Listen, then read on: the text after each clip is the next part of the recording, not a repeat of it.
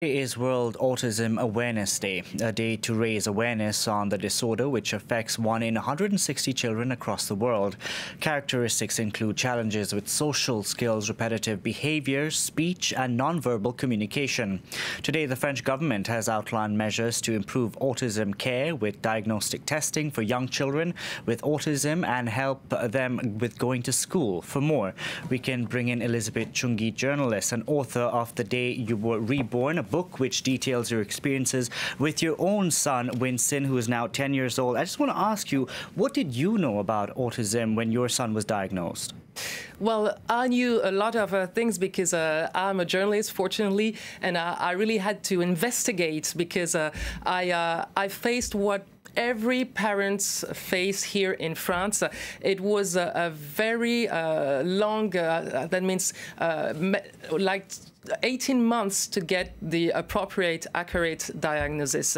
And that's why I wrote this book, because I was so angry when I faced one day a famous psychiatric. I saw him and telling, I think that my son is autistic, Asperger, and he says, no, because he interacts with me, no problem. And he was completely wrong. And in France, it's a real scandal, the way of this country tackle the issue of autism, because many psychiatrists consider that autism is a psychiatrist disease, which is completely wrong. And that's why this day is important to just to tackle false ideas. It's not a psychiatric disease, it's a neurodevelopment disorder inherited by genetics. Indeed. And how old was your son when he was diagnosed? I think you said 18 months? No, he was 5 years and a half, which is very late. Exactly. In USA and Canada, kids are diagnosed at 2 or 3 years, and it is very important because diagnosis at 2 years allows an accurate way of dealing with this disorder, and kids make great improvement. And in France, that's not the case. Just one fact, in United States, 80% of autistic children goes to school, to mainstream schools. In France, only 20. It's a real scandal. The figures are startling. Clearly, France is playing catch up. Now, I wanted to find out, once your son was diagnosed, was it easy, to dealing with schools and, getting him the care and attention he needed? No, it was the second fight, because to go to school, he needed a teaching assistant, and to get a teaching assistant paid by the Ministry of Education, you have to compile a huge file. You're waiting for months and months for a response. So I was very lucky because I had the money to pay a teaching assistant, to pay for a private school, and that's why I wrote this book, because many French don't have this money, and it's a complete discrimination against autistic kids in France, and France is regularly condemned by European Court of Justice for that. For being too late. And I wanted to ask you, besides, the education system and the French system, did you have a lot of people, just people you didn't know, just giving their own advice on your son's condition? Fortunately, no, and there's a lack of information about autism.